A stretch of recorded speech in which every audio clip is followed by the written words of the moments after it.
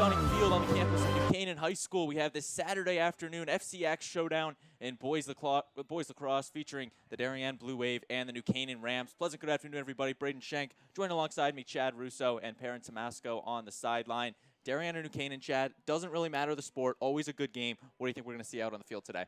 Yeah, so I'm definitely expecting really good defense out of this New Canaan team. So far this year, guys like Gray Tomasco, Dylan Stevens, some of the younger guys have really been able to step up. But this attack's also been looking really good. We got guys like Ryan Conley, Carter Connors, and Doster Kroll. Guys we'll definitely be talking about a lot on this broadcast. We're now going to shift into our players to watch in this one. First, we're going to start with the Darien Blue Wave and their big attacker in Matthew Minikis and the great season he's having. 7 goals, 11 assists. He's just a dynamic player for this Darien offense, a senior. He'll be off to Loyola, Maryland in the fall, and then you shift it over to the face-off game, and there's no better guy than senior Ty Comiskey. Comiskey having a great outing on Tuesday against the Richfield Tigers, going 19 for 24 on the faceoffs, 3 points for him on the season. And the final guy to watch out for the Darien Blue Wave, just a sophomore, Chad, but New Canaan's going to have to look for him, and Brady Picorni, the sophomore, 11 goals for him on the season. Of course, his brother Finn is on the team, but Brady definitely the talented sophomore attack for Darien. And Chad, now let's shift over to this New Canaan side. Ryan Connolly, a big guy that New Canaan's got to watch and really just anchoring these players. Yeah, Ryan Conley so far this year, not a guy a lot of people might have known about before the season kicked off. But running into him, he had a hat trick against a team like Radnor, a team that was top 25 in the country a couple games ago. And then he's just been able to make a lot of moves, a lot more moves than we've seen from him in the past. He has 12 goals this year, 3 assists. I think the key for him is just being able to catch the ball, finish in front of the net today, and he's been really good at that. And then moving over to Carter Connors, another really good player. Carter Connors, he's really been the spark plug for this team this year. He's been running around, making a lot of moves. The offense definitely runs through him. He's a former attackman, but he's moved to midi for this year. He's been able to put up 11 goals. He has 5 assists. I mean, look, guys like Carter Connors, he's super confident. He's always going to be out there taking shots, and it's really paid off so far this season. And the final guy we're going to talk about is Doster Kroll. Doster Kroll's had a really good season so far this year. Like Brady Picorni, he's also a sophomore. And he's a guy, we thought he was just going to be a catch-and-shoot guy, but he's been able to dodge really well this year. He has 11 goals. And just last game, I saw him have 4 assists. Definitely something you like to see out of your attackman. Very similar to Minikis almost. That's something that you don't see out of these high-power FCIAC teams like Darien and New Canaan, having these underclassmen really stepping up in Brady Picorni and Doster Kroll. Now we're going to shift over into the program comparison between these teams because they've had some great battles over the year. Darien having the upper edge. As you take a look now at the graphic, Darien currently ranked as the #1 team in the state of Connecticut, number 8 according to Inside Lacrosse, and then the records this year, state titles. And that big one there on the bottom, Chad, 22 wins for Darien, 4 for New Canaan in the last 15 years or so, and it really could translate out today. Darien with the upper hand, and we're now going to shift it down to the field with our sideline reporter, Perrin Tomasco, and she'll have more on this matchup.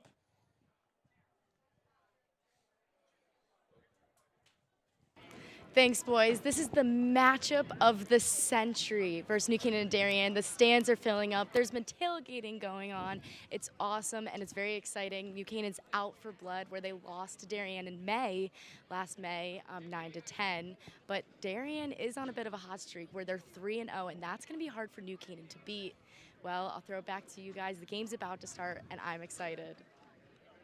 So that is interesting. So as Perrin brought up, last year these teams did meet twice. They met first in May, or actually secondly in May, and Darien took that one 10-9. The other meeting was in favor of Darien, pretty good. I think 16-5 was the score of that one. And we're now going to take a look back on the sideline with some of the coaches to watch in this one. First, we're going to start on the New Canaan sideline. My apologies, and longtime head coach Chip Buzzio in his 9th season. And Chad, what is really the thing that he brings to this sideline? Well, I think all the guys really like Chip Buzzio. He's a guy everyone really wants to play for. He tells a lot of stories. He's just a guy you feel comfortable approaching. He hasn't had as much success as Coach Braymeyer, but he's definitely a guy that everyone wants to play for. And now we're going to shift over to the other sideline with longtime head coach Jeff Braymeyer. There he is in the wheelchair, battling some health issues. On Tuesday was in a golf cart coaching, now on the wheelchair, but the accomplishments just goes on and on for Braymeyer in his 39th year with the Blue Wave. And he's really the only coach this team has seen, and he definitely brings that veteranship to the Blue Wave, and he will look to use that today to pick up a win against the New Canaan Rams. We've got about 15 seconds or so we're going to now send you down to the field with the opening announcements and the national anthem.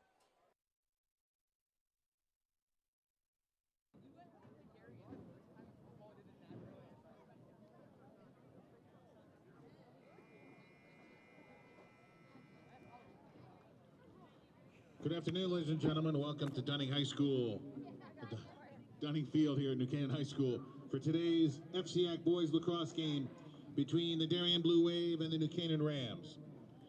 Ladies and gentlemen, we ask that you please rise and remove your hats for the playing of the Star-Spangled Banner.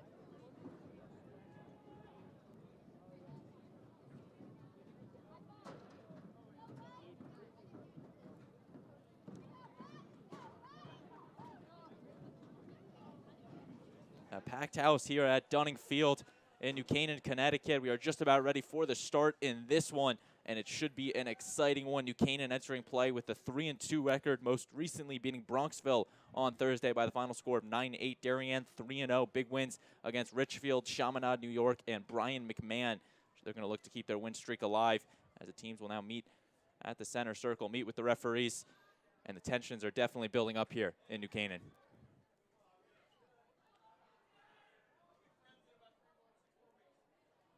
Referee giving his usual pep talk to the teams. Darien will be in their road blue jerseys with the white numbering. New Canaan in their home whites with the black numbers.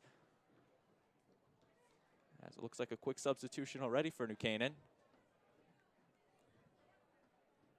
Yeah, and I think it might have just been a little bit of a stick mismatch there. Something, it might have been an illegal stick. He might have gotten it checked before the game, and the refs just had him clear things up with the sideline.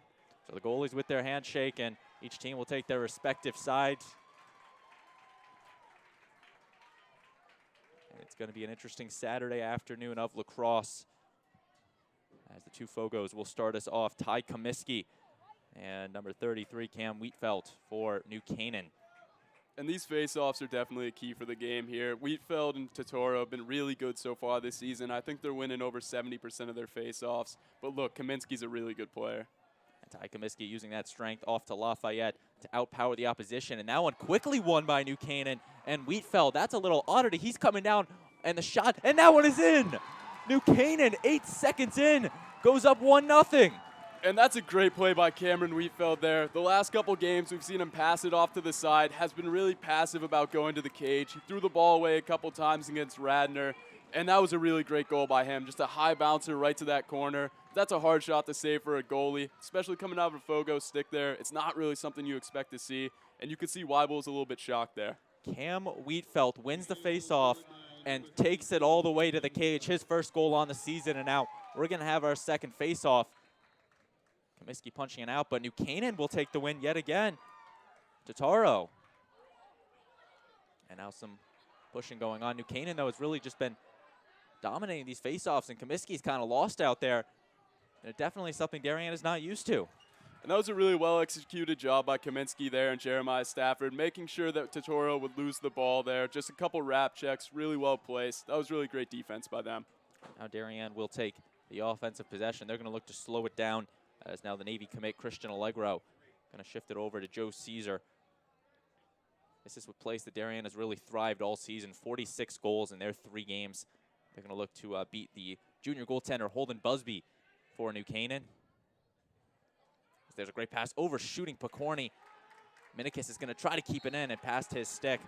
A turnover there for the Blue Wave. And that was a lot of what some of the plays we saw last year in that closer game. Starting off, Darien went up 6-0 in that game. They were able to easily feed on the crease. And I wouldn't be surprised if that's something New Canaan tries to limit today. They're trying to cut off those easy goals in the middle, right on the crease. And they just need to be able to clear, and I think Vin Cognetta is a perfect guy for that. Vin Cognetta, the New Canaan football running back, taking it now in the offensive zone for the Rams, quickly being met by Jake Wilson. Trying to push him back using that long stick. Cognetta not fooled at all.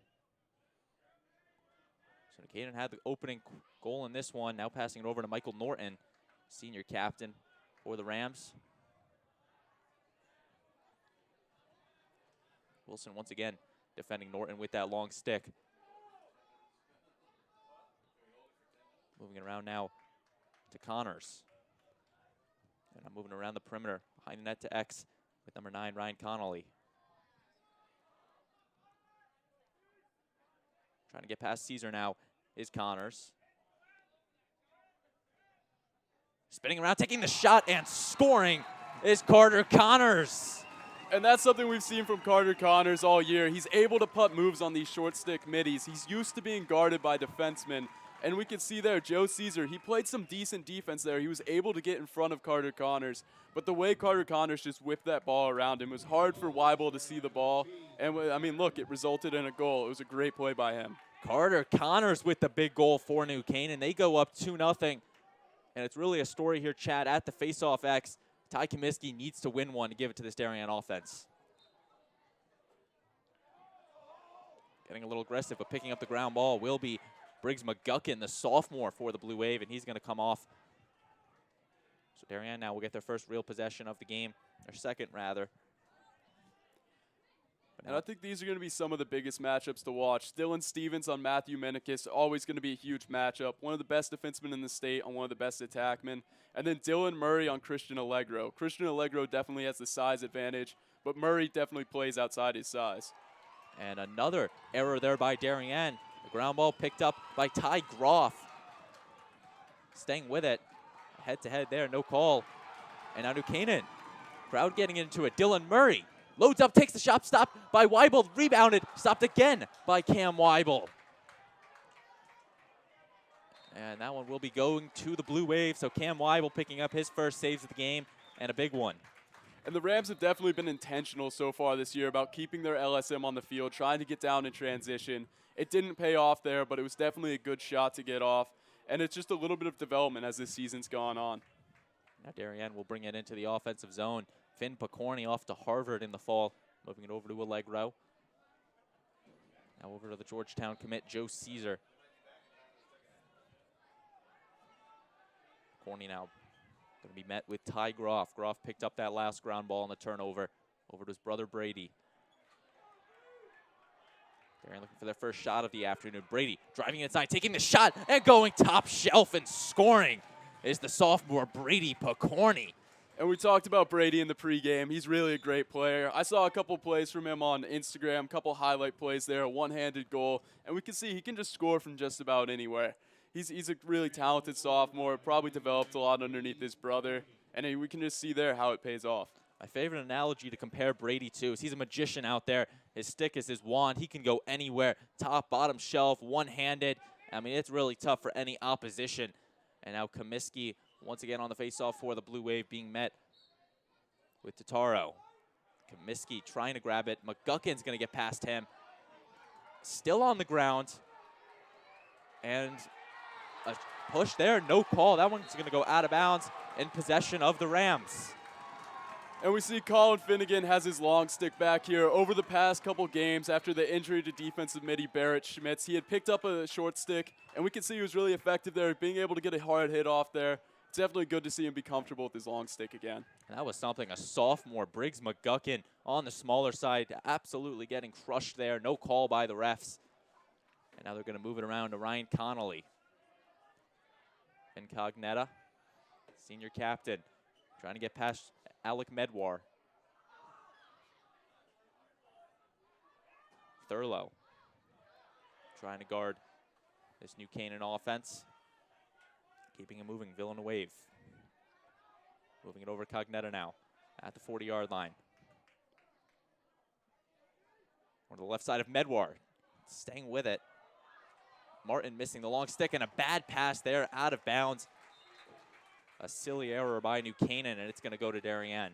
And that was really great help defense there by Brian Martin, kind of doing a half slide. He had Vin Cognetta run right towards him, and just having the awareness to be able to force the turnover there. It's something we haven't seen a ton happen to Vin Cognetta so far this year, but it was really well done by Brian Martin. Brian Martin off to Providence in the fall, not for sports, for academics, and now Weibel.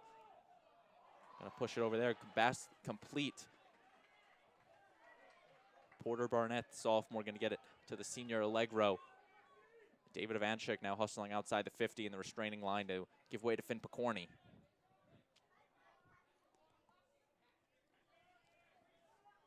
Caesar.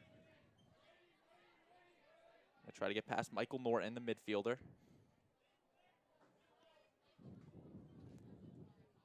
Pass there to Barnett. Just a sophomore, but an electric sophomore. Bad pass to Picorni. The ball is up and grabbed by Norton, and he's going to now take it up the wing. And Norton's definitely a guy they're confident with carrying the ball. He plays soccer. He's a guy that can run around for a really long time, and we see how it worked there. He's able to pick up the ground ball, get an amazing clear off there, and maybe tire out Joe Caesar a little bit. Michael Norton, 5 points on the season for him. He's now going to give it over to the big offensive weapons, as now Carter Connors, 1 goal for him in the game, will touch the ball. Trying to get past the long stick of Mac McGarren. McGarren off to Bucknell in 2 falls, just a junior for the Blue Wave. Someone Coach Jeff Brainmeyer has definitely been lucky to use now on the defensive side. Last year, more of a midfielder. Connors now completing the pass and taking the shot while falling. Rebound picked up by Salamini. And you got to love the awareness from Salamini there, as it looks like. Faking it out off the post, off the stick of Ryan Connolly. Yeah, and Conley's been able to finish shots like that so far this season. It was just a little bit off the post there. Maybe tried 1 too many moves to make the goalie miss. But if you're the Rams, you have to finish those opportunities. Connolly fooled Cam Weibel on that one. Had a wide open net, just hit that right post. And now Darien's going to try to use it to capitalize. Allegro once again giving it to Caesar. Joe Caesar, 5 goals to his name on the season. And Picorni off the sideline. Moving around once again. Now Matthew Minikis. Pick from Picorni. Moving, stopped by Busby. Ball on the ground. Someone's trying to pick it up. And coming away with it. A nice job from New Canaan. Finnegan. It's actually, my apologies, 47 Stevens. And for the Rams to win today, they need to be able to win donkey basketball moments like that. Times when the ball is on the ground, there's some crazy stuff going on. It's a little bit mixed up. No one knows what's going on. And look, we know this Darien team's more talented than this New Canaan team. It's just the facts of the matter. But if you can win hustle plays like that, it can really help push this game in your favor. And we even saw that, Chad, in the opening faceoff. Cam Wheatfeld taking that, going straight to the cage, putting a shot up. That's something the Darien team has not been experienced with. They've won all the opening faceoffs up to this point. So it's definitely something that they're not used to. And now we're going to start with the Darien sideline. What do you think is being said in that huddle right now? Well, you have to believe they're a little bit disappointed. Being down 2-1, they know they're the better team coming into this game. We saw them on the sidelines before the game, a little bit rowdy, a little bit excited. This New Canaan team came out a little bit quieter. They were more under control, I would say, but weren't as hyped up as one might think. But maybe that calmness was kind of like just a stolid look at the game. So head coach Jeff Brainmeyer huddling up his offense right now. Interim head coach Chris Segura this season huddling up the defense on the Darien sideline. Now on the New Canaan side, Chad, what do you think head coach Buzzio is saying to his team? Well, you have to believe he's really excited. So far, they've been able to dominate the ground ball game. I'm not sure how many it's been to how many, but look, it's pretty obvious that they've been winning the ground balls. They've been playing some pretty solid defense. Darien's only gotten 2 solid shots off on cage, one of them going in for Brady Picorni. And in terms of like what Buzzio is saying, he's probably just telling them to keep it up, maybe finish some of those opportunities we've seen so far, and then he has to be happy with the game's going. And you got to assume this game's going to get more physical and more aggressive as it goes on. And New Canaan has shown they're willing to play the physical game, something Darien really hasn't started doing this early, especially when you compare it to their prior games. When they played Chaminade 2 Saturdays ago, Allegro within the first 15 seconds throwing that first big hit and really getting the tone of the game early rather. And 4:31 left in this opening quarter. Will be a New Canaan possession after the timeout.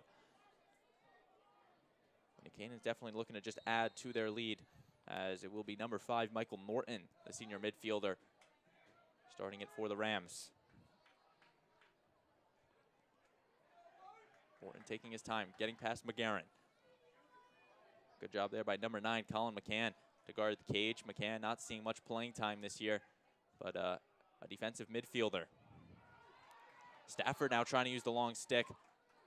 Can't get anything going there, as now will be Doster Kroll taking the low shot, bouncing it past Weibel. And by way of Connolly, will stay with the Rams. And Doster Kroll is a guy we've seen so far this season, been really willing to shoot, and we saw it there. He's a catch-and-shoot kind of guy, and when he has an opportunity, he's always going to take the shot. Behind the net now at X, moving it around to Villanueva.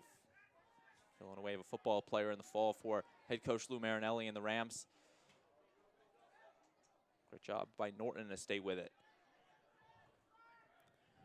And this is a guy the Rams are really looking to get going. This is Connor Bailey. He had been out injured with a hand injury for the past couple games. And he struggled last game, but we can see there he's already getting shots off. He's already looking for opportunities, looking good, making moves. Connor Bailey shooting that one past the net, and it will stay with the Rams. And the restart by Connors. Getting more aggressive now. Stafford. Connor staying with it. One-on-one and stopped by Cam Weibel. And Jeremiah Stafford's a guy we've seen have a lot of success on this field. In the football season, I believe he put up 100-plus yards in the playoff game. He's a guy that really runs around, makes a lot of plays. He's not someone you want to be guarded by if you're a midi. That is a good point, Chad. Jeremiah Stafford, the senior, just an overall talented long pole midfielder for Darien. And now it will be a Darien offensive possession. Finn Picorni trying to set this offense up, something that has been pretty extinct for Darien this afternoon. Only the 2 shots, one of them being a Brady Picorni goal. Allegro making a nice move, trying to get past the long stick of Murray. Allegro now fighting with it, taking a strong shot, stopped by Busby. And this one now going to be grabbed by New Canaan. Taking the shot, stopped by Weibel. A good attempt there from Walker Blair, the New Canaan junior, 6'2", doing a great job using the speed down the field, really transitioning the ball. Minikis now. Those are the type of plays we talked about before. The Rams trying to get opportunities out of things that look like a shot off cage there, bouncing off the bar there. If they can make plays out of that, I know that goal didn't go in, but you have to believe that builds some confidence for them, just getting shots off. The shot there, high and out of play off the stick of number 8, Joe Caesar. That is an interesting point, Chad. Christian Allegro put a ton of force on that ball, hit off Busby, went all the way out to the 50-yard line for for Blair to pick up and take the shot. Is now Finn Picorni taking it to cage, taking the shot high and out of play, staying with the Blue Wave though. Good job by Porter Barnett to be the closest. And you can see some similarities between Finn and Brady here. The way he was able to tuck his stick and still get a lot of velocity on that shot. It's really impressive and something this Rams team hasn't really had so far this year. And maybe that's one of the bigger differences between Darien and New Canaan. And being double teamed there, getting pushed to the ground. No call was Allegro. And Blair will now move it around. That was Tomasco that gained possession, now getting it out to Busby. Hail Mary complete to Dylan Murray. Murray, a senior captain, the wind picking up.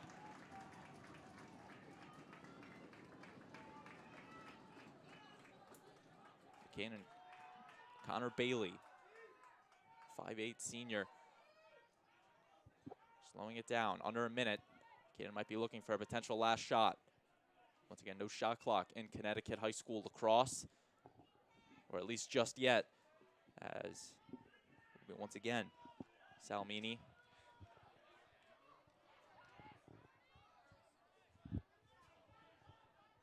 Salmini being guarded by Medwar.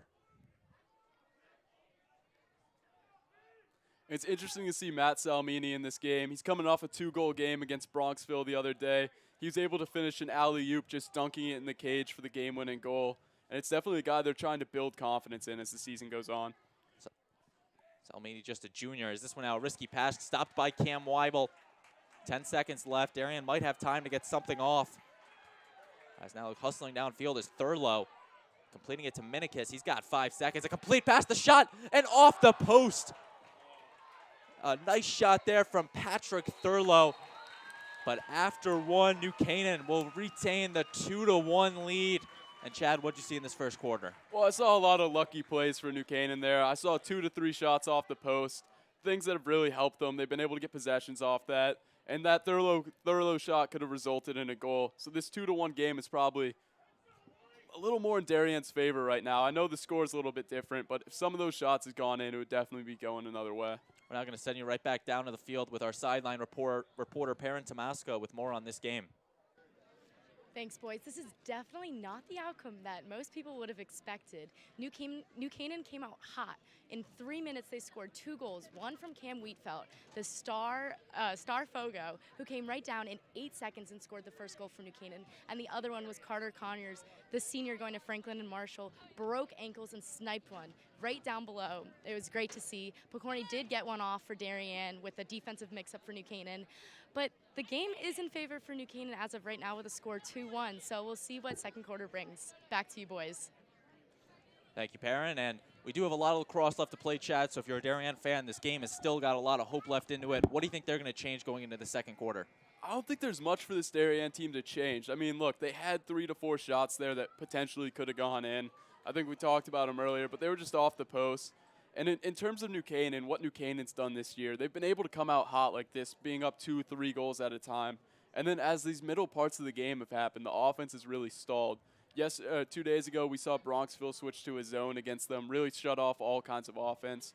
And I think Darien's in a really good spot right now. And this is definitely an oddity for the Blue Wave. This is a team that normally outscores opponents 13-5 in first quarters, especially the big teams they play in Chaminade, where they held the Flyers only to a goal or 2 in the first half. And, I mean, they're doing that on the defense, but the offense really has not been going yet for the Blue Wave, and they do still have a lot of time left in this one as Ty Comiskey and Wheatfeld will take the opening face-off in this second quarter. 12 more minutes up on the board. Teams will switch sides. Darien remaining in their blue jerseys, white numbering, New Canaan in the home whites and black numbers. Face-off on the ground, picked up by Wheatfeld. New Canaan moving from right to left on your screen, Darien left to right. And Wheatfeld once again using the speed, giving it over to Connolly. Yeah, and those are one of those key matchups today. We talked about the face-off X with Wheatfeld and Totoro. They need to be able to win these face-offs, and they have thus far, and it really reflects it in the score, this 2-1 score. But look, if they can take it to the cage like they did again, I know that really helped enlighten this team, this New Canaan team, make them feel a little bit excited to play. And if that could keep happening, it could really help this Rams team. And that was something a team like the Richfield Tigers, they were just absolutely fooled by Ty Comiskey. Ty taking the first 11 faceoffs in that game. It wasn't until late in the second quarter where the Tigers won their first faceoff. And New Canaan definitely has seen the early success from the faceoff X. And, I mean, looking at this Darien team, their strength is definitely on offense. Matthew Minikis, I mean, Christian Allegro, Brady Pokorny, Finn Pokorny, all these really great offensive players. So if New Canaan can keep possession, it's going to keep them in control of this game. Because if Darien has the ball a little too long, it could get out of control. And Cognetta taking the shot and scoring top shelf on Cam Weibel. And New Canaan extends the lead to 2. And that's one of the major plays we've seen from Cognetta so far this year. He's been the heavy dodger for this team. He's been able to take it to the net. He's not scared of contact at all as a running back, as a linebacker. We like to compare him a lot to Nick Chubb here. And the way Vin Cognetta plays can be a little bit demoralizing for a defense because he's not a guy you can really push over. Cognetta, his 6th goal on the season and a big one. As now Comiskey and Totoro on the face-off. Comiskey missing it through his stick, getting shoved to the ground. And the whistle will be awarding it to the Blue Wave.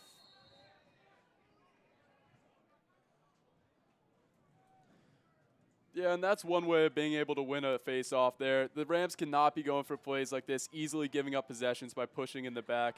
But look, you got to love the aggression coming from them. And Pokorny moving around to Allegro. And that's the thing, these Darien teams are not really used to seeing these close games, except for Chaminade. That shot is in off the stick of Joe Caesar. Yeah, Joe Caesar's a really great player. I was able to play over the summer with him before I hurt my knee. And watching, he's really developed over the past couple years. I know you said he had 5 goals so far this year, that making it his 6th. And seeing him go to Georgetown, he's definitely a really talented player. Sometimes gets overshadowed by guys like Christian Allegro, Finn Picorni. But that's this kind of depth that this Darien team has. They have way more offensive depth than this New Canaan team has, and it kind of shows there. Joe Caesar off to Georgetown, as you mentioned, an All-FCIAC East player last season. Goal number 6 for him, point number 15 on the season.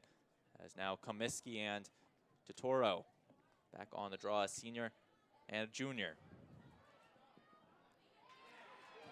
Stick there, and it comes away with New Canaan. Wheatfeld staying with it. Now getting it over to Gettner. Carter Connors keeping it moving behind net to Connolly. And in terms of the way Darien's been playing so far, they've really been pushing out. They've kind of left the middle wide open here. I wouldn't be surprised if New Canaan put a player on the crease, maybe make it so Darien has to slough in a little bit more. And New Canaan's going to slow it down. Michael Norton going to try to get something. Not much motion from the 6 New Canaan attackers. Kind of giving some room. Norton being met by Thurlow. They're just going to keep it moving. Gettner now. Right back to Connors. And an error there by Doster Kroll will result in the turnover to David Ivanchik. Yeah, Doster hasn't really been going so far as the way we usually see him go. He was coming off a 5-point game against Bronxville. He was more of a feeder in that game. But look, careless drops like that definitely aren't something you can have in a game against a team like Darien. 3-2 our score. Porter Barnett now going to get the ball. Darien's going to look to tie it up with a good possession. And you are watching this joint production of DAF Media and NCTV as that pass overshoots Minikis, but saved by Caesar. Caesar now faking out his defender, staying with it. Taking it to the net and throwing that one out of bounds, but staying with the Blue Wave.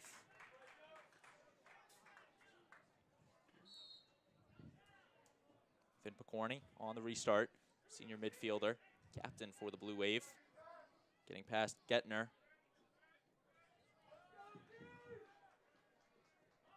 Allegro now. Off the pick. Takes the shot. And out of play. Once again, staying with the Blue Wave. A nice little pick and roll, if you will, from Joe Caesar. Yeah, this is great defense we've seen so far from New Canaan. We see Colin Finnegan picked back up his short stick and Griffin Gettner. I mean, look, they're guarding 2 of the better players in the country in Joe Caesar and Finn Picorni, and they've done a decent job so far. And a great job there by New Canaan, getting aggressive, picking up the ball. Number 47, Dylan Stevens. And Darien grabbing it right back, Joe Caesar. Caesar now taking it into the offensive zone. Slowing it down, Allegro right back to Caesar. Joe Caesar with 1 goal in this game to his name. And Picorni.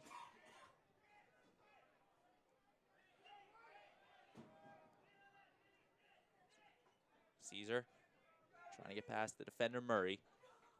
Gonna play the mind games. Picorni now taking the shot wide of the net. Busby, no reaction from him. And he's now gonna pick it up. And that was a great job by Nick Garcia there, making sure that turnover was forced, getting the ball back to Busby so they could set up the clear. Definitely a veteran move from him. And now New Canaan's going to clear it out now, give themselves an offensive opportunity. Michael Norton behind the net to X with number 3, Carter Connors. Connors now coming around and scoring a big one for New Canaan. And that's the type of play we've seen from Carter Connors all season right there. We can see how he celebrates, how he can be a little bit of a spark plug for this team, making guys miss, making guys slip like that. He's definitely the player they're going to go to as this game goes on. We see Doster Kroll, he's not exactly there like he has been so far this season.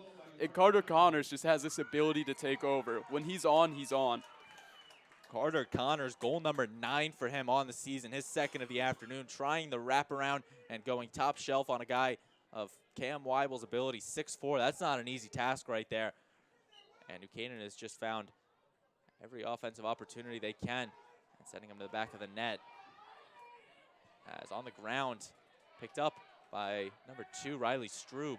First time he's entered the play today, off to Salisbury in the fall. And Strube is just an electric lefty shot for this Darien team. Yeah, and as a lacrosse fan, being able to watch these face-offs, they've really been great to see. There's a lot of aggression going on out there. I mean, look, Ty Kaminsky's been trying to overpower the smaller New Canaan Fogos. We see him kind of pushing them around. But it's been really an even split in terms of ground balls. Definitely something you like to see. And a great cut there, and scoring is number 14, Wyatt Bowman, the sophomore for the Darien. His first career goal on varsity, and he tied 4-3 our score. And you have to wonder if the Rams just kind of fell asleep there. He's a guy that hasn't really scored a ton of goals this season.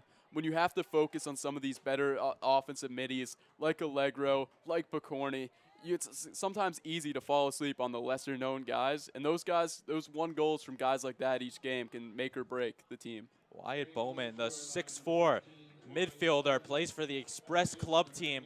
His first season on varsity, a great feed from Picorni. And it's right back to a 1-goal game. Yeah, and Braden, you talked about club teams there. A lot of these guys are pretty close because they've all played club together. I know a lot of the seniors, I was on a team with them. We all played Eclipse together. I think 7 or 8 of the players in this game all played Eclipse, won a national championship together. So sometimes it can be a little bit weird playing against your teammates. They might be friends off the field, but on the field for the 2 hours or so they play, they're definitely rivals. Slipping and staying with it is Connors. Trying to make a move is Kroll. In front of the net, into some traffic picked up by Martin. Play will be stopped. Flag thrown by the official at midfield. And this is a man-up team for New Canaan that struggled so far this year. We did see the game-winning goal from Bronxville come when Matt Salmini dunked the ball, just on a little bit of a man-up look there.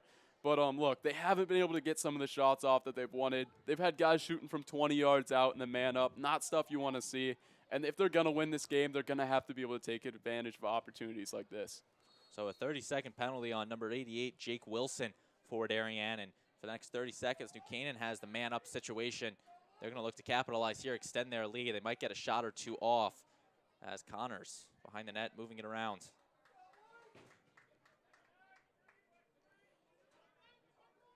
Shot there, and high and in, off the stick of number 23, Doster Kroll. Goal number 12 for him on the season, and New Canaan capitalizing on the man up. And that's a great way for Doster Kroll to get his confidence up. Last game, we saw him shoot from nearly 20 yards out from the same spot. And seeing him shoot from 15 there, moving in a little bit, condensing, making sure he got a closer shot. And we saw how it paid off. And if we're looking at where the Rams are shooting so far this game, it's all been up high against Weibel, which is a little bit weird. He's 6'4", he's a bigger kid. But it looks like they don't want to bounce the ball this game, and shooting up high has worked so far. And that's something that you could definitely tell they scouted out. All the other teams that try to go high on Weibel see his height, use it as a reference point, and normally sail it over the net, so it's not much of a save for Cam Weibel. But New Canaan is on point with those shots as Doster Kroll absolutely snipes one, and it extends the New Canaan lead to 2.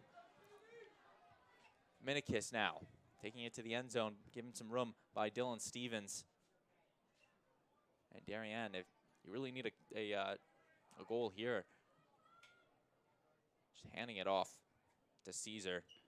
Need some retaliation from Darien in a game that they have not led so far. Picorni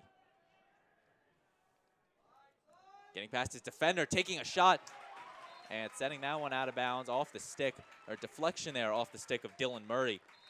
And that's something Dylan Murray's always been really good at. If he does get beat, he's always there with a nice little trail check, making sure the shot doesn't go on net, as we saw there. And if you're a goalie, you definitely like to see that. Your defenders putting their bodies in front of them and deflecting the ball out, so it's not even a save for Busby, as now Allegro is going to try to get something. Big midfielder for the Blue Wave, and a pickpocketed there by New Canaan. They're going to try to flip the field in their favor. An odd man rush, the 3 on, they're getting the players in there, but the timeout will be called. by New Canaan. They're going to slow it down and set up a play, but a big change in momentum right there, Chad. Yeah, and you got to love the confidence from Dylan Murray there. He was pushing out at nearly 20 yards on a guy like Christian Allegro. And I mean, look, if you're able to force turnovers on Allegro like that, maybe get his confidence down a little bit, it's going to help as the game goes on. If you can get these guys to have a little bit less confidence, they makes them question themselves when they're dodging into the cage. Maybe they're not going to shoot as fast. Maybe they're not going to make as many moves. So 3 minutes and 36 seconds left before the half. New Canaan with the timeout. They are going to have possession, 5-3. They lead. And Chad, I asked you this on the last time out. I'm going to ask you again. Darien down by 2. What do you think they're going to try to do to get back in this game? So I think they have to rely on their midi play here. I mean, the attackmen are really good. Menikis, Brady Picorni, they're really good. But look, they have good defenders guarding them. Dylan Stevens, Gray Tomasco, 2 of the better players on this New Canaan team. I wouldn't be surprised if they try and exploit some of these short stick defensive middies for New Canaan. With the absence of Barrett Schmitz, he's definitely the best defensive midi on this New Canaan team. I wouldn't be surprised if guys like Finn Picorni, who's being guarded by, I believe it's going to be Ty Groff or someone of that stature, tries to take it to the net a little bit more, go with a couple more up north to south dodges, just create a little offense from up there. And the teams will break the huddles. Once again, New Canaan with the 5-3 lead late in this second quarter, something that I don't think many people expected with a team like Darien, the #1 ranked team in the state, number 8 in the nation, number 6 by USA Lacrosse. So definitely a nationally ranked program in Darien, and New Canaan has a very opposite story. Was close to those rankings to start the year. It was ranked number 3, I believe, to start the year in the state, and has fallen out of the national rankings and down to number 6 in the state. So they really could use a big statement win against a big team like the Darien Blue Wave.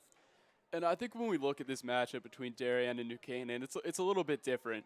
I mean, there's always the ranking coming in. Darien's usually the higher ranked team, and they're used to playing teams like Brunswick, other teams that are out of state, St. Anthony's, so they might not take New Canaan as seriously as they should. And sometimes it works, like last year when it was a 1-goal game. Now moving around to X is Connors, making a nice move, avoiding the crease, backing out and sending that one just wide and out of bounds. Possession will be staying with New Canaan. I think Darien was trying to plead that wasn't necessarily a shot, but wasn't a great shot, but it will stay with New Canaan. Connors moving around to Kroll. And you got to love the play by Jeremiah Stafford there, and I don't know who number 9 is, but being able to communicate through that pick there, making sure that they didn't switch on to Carter Connors, making sure there wasn't that shorty-shorty matchup. They're going to keep it moving now, and Michael Norton being guarded by McGarren. McGarren's just trying to knock that ball loose. Knocking him to the ground. Good defense there, but staying with us. Norton taking it, passing it off. Bailey now being met by Medwar. The pick missing from Connors. Bailey's going to try to wrap it around. Yeah, and this Darien team's ability to avoid picks at X there has really prevented this Rams team from getting the matchup they want. They clearly want Carter Connors guarded by a short stick midi, and it just hasn't happened yet. That one's going to go out of play, and it's going to stay with the Rams. If you're Darien, you need a possession here. Can't be letting New Canaan getting these shots right back. Connors, one-on-one, and he absolutely fools Cam Weibel for the goal. And that's the way Carter Connors is. He's kind of like a Kyrie Irving for this team, a guy that can make some crazy moves, make things happen, and just the way his personality takes over a game. I think we already saw it. Is that a hat trick from Carter Connors there? That is goal number 3 for Carter Connors in the game. Yeah, and that's just what he does. He has this level of confidence about him. He can make a bunch of moves. He doesn't care about getting hit. He's not the biggest guy in the world, but he just loves contact and he loves making moves. Carter Connors, 5'10", 165 pounds. That is his 10th goal on the season for New Canaan, and the Rams now lead by 3. Face-off finally won by Comiskey. I believe the first time he's actually taken one and won one for himself. Quickly being met and stopped by Murray. Whistle will be blowing it dead as a timeout will be taken by Darien. So a smart timeout by that sideline. And they gave up the goal since the last timeout. They're going to definitely look to capitalize on this offensive possession. Chad, what do you think they're going to do coming out of the huddle? Yeah, I think I said it in the last time out, but they're definitely going to go to some of these better middies on their team. They're going to go to Finn Picorni. They're going to go to Joe Caesar. And the way the short stick defensive middies have been playing for New Canaan thus far, it's going to be tough for them to score. But look, that's definitely where the matchup advantage is. It's not on these long sticks of New Canaan. The deep holes are definitely the strength of this New Canaan team. They're just going to have to be able to force a slide, maybe get a couple players moving that don't know what they're doing so much on defense for New Canaan, and maybe try and score that way.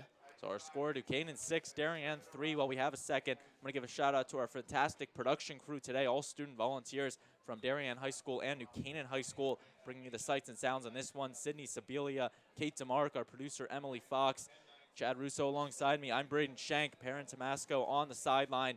Our DAF Media advisor, Damian Andrew, the NCTV advisor, Roman Sobolski. So a big crew bringing you the production here on this Saturday afternoon, Easter weekend, and the penultimate day of Fairfield County Public Schools school break.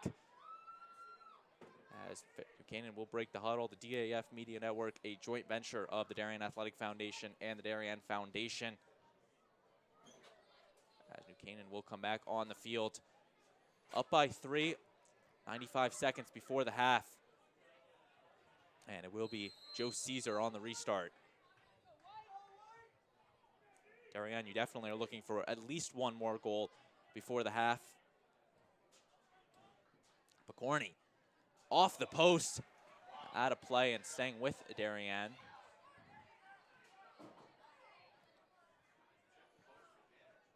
Little confusion on which ball they're going to use, but Joe Caesar will start the play back up. Allegro going to get it over to Picorni. Finn Picorni been absolutely kept out of this game so far. An oddity for the Blue Wave, 5 goals to his season. As now Minikis making a move around the cage, taking the shot and wide of Busby out of play. And you'd like to see the Rams defense switch there, at least talk through that screen a little bit better. We've seen it from Darien so far today. They've been able to get through screens, and the Rams kind of failed there, and it gave up a really nice shot for Minikis. Minikis, the Loyola, Maryland Greyhound commit. He's going to be joining Darien's Peter Lindley over there next year. Allegro giving it over to Picorni. Finn Picorni passing it off to his brother Brady, and no goal, they're going to say. Yeah, and it looked like a little bit of a kick save there from Holden Busby. He's been really good at saving shots up high this year, not so great at bouncers, but we can see there just being able to make a little bit of a kick save, and it definitely paid off, getting this Rams team a possession with 20 seconds left. A big stop by Busby, went to that right leg of his and absolutely denying Brady Picorni, as now it will be Carter Connors with 13 seconds. Connors with the long distance shot out of bounds. And you got to love the confidence from there, just being able to rip a shot with a couple seconds left, maybe try and set something up here. And the shot there off of the stick of Connolly, and that will do it for the half. New Canaan will go into the halftime huddle with the lead 6-3 over Darien. Chad, what went right for New Canaan? What didn't go right for Darien? So, I mean, look, New Canaan was able to win some of these more ground ball situations, able to win the face-offs a little bit more, being able to maintain possession. Everything was just firing on all cylinders for their team there. The D-middies were playing great. Overall, just a great half from them. So we're going to take the 10-minute halftime, but before we do that, we're going to send you down to the field with our sideline reporter Perrin Tomasco, with her thoughts on the first half. Thanks, boys. New Canaan's not only winning 6-3, but have won 7 out of the 11 faceoffs this half. So it's no wonder that New Canaan's bench has been livid the entire time, every single time a player scores. When Carter Connors has scored his hat trick, we've seen canoe celebrations to them all falling down like bowling pins. It's great to see New Canaan hype out there after beating their rival 6-3 in this first half. Can't wait to see what's in store next. Back to you, boys. Thank you, Perrin. Our score is 6-3. Before we sign out for the half, we'd like to give a shout out to the NCTV sponsors working to bring you this production of NCTV. Yeah, and I'll be in charge of our platinum sponsors here. I cannot say enough about Walter Stewart's. They're the fresh market here in New Canaan. I'm always willing to go there, get an apple, maybe get a banana, get some produce. It's turning into smoothie season, and you definitely want some fruit for that. Rambuya and Harrow Real Estate. Can't say enough about them. They're the premier real estate partner of Fairfield County. Truly something amazing. They're doing a great job. And Carl Chevrolet, I know they're 2 alumni that run it. You know them. And they do a great job selling cars here. They have some great Chevy cars, and they always have the ability. They're the automotive jewel. They're just a great company.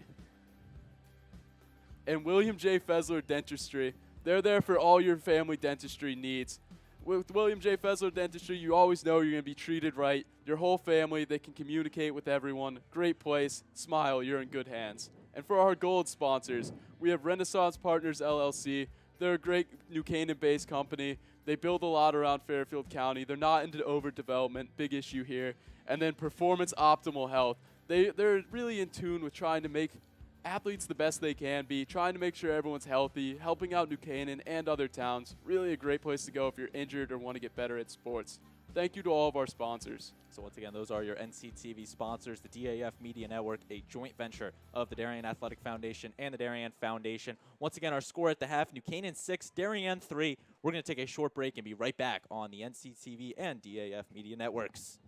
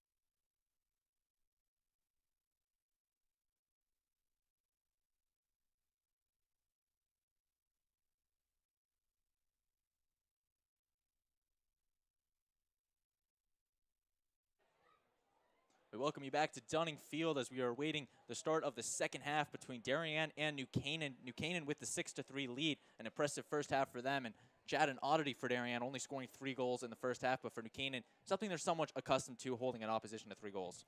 Yeah, this is something we've been used to seeing this year, as you said. This defense is really good. Dylan Stevens, Gray Tomasco. We haven't said that they're the names as much this game because it looks like more of the middies have been dodging so far for Darien.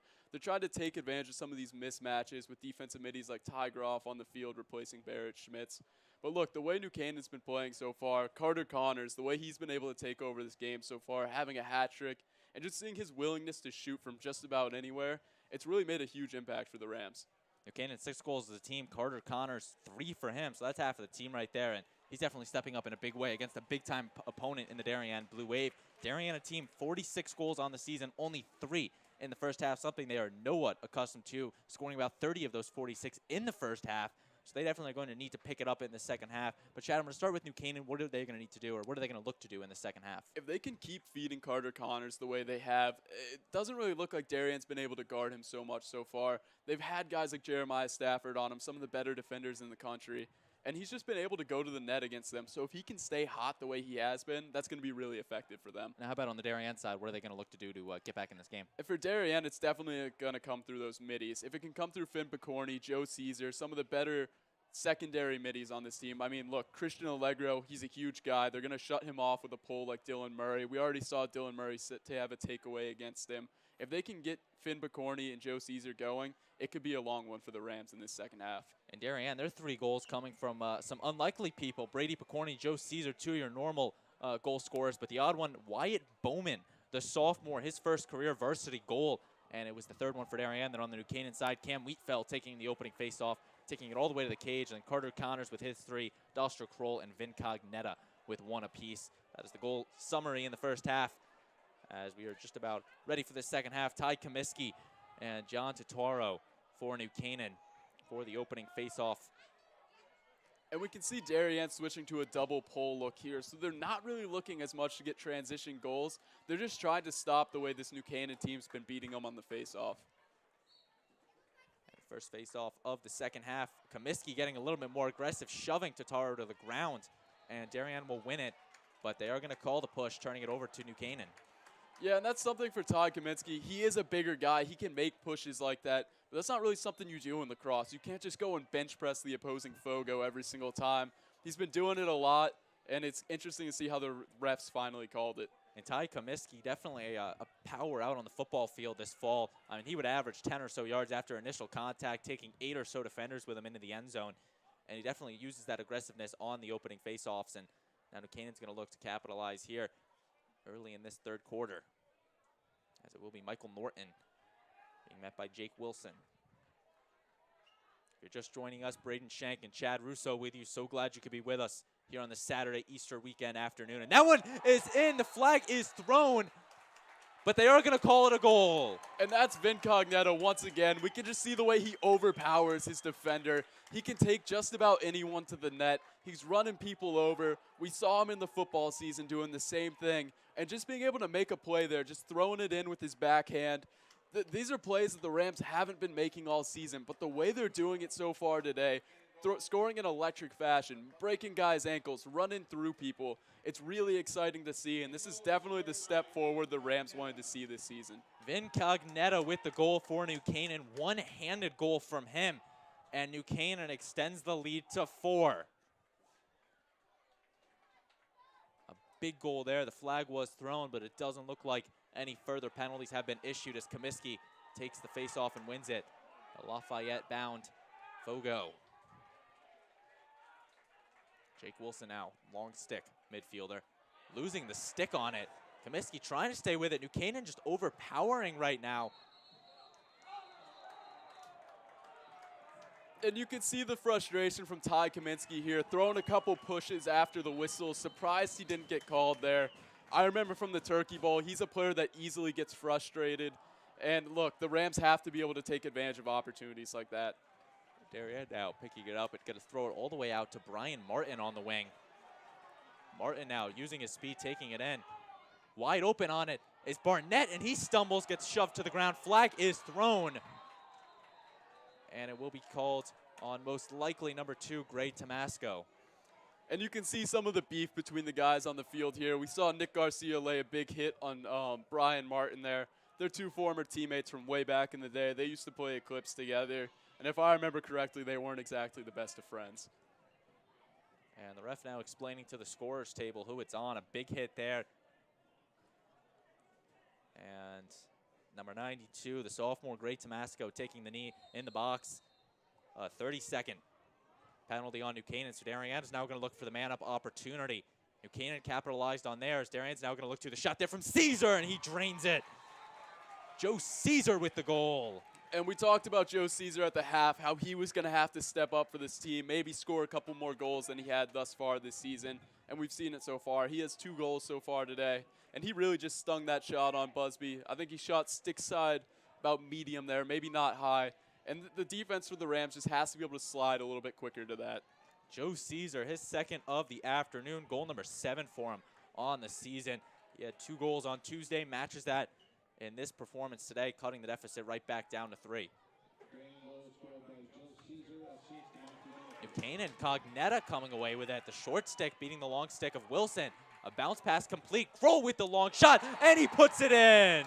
And that's a great play by Vin Cognetta there, not being selfish, tossing the ball off to Kroll. We saw the ball get a little deflected there, and then just Jeremiah Stafford drops his stick, and Doster Kroll is able to sting that goal the way he did there.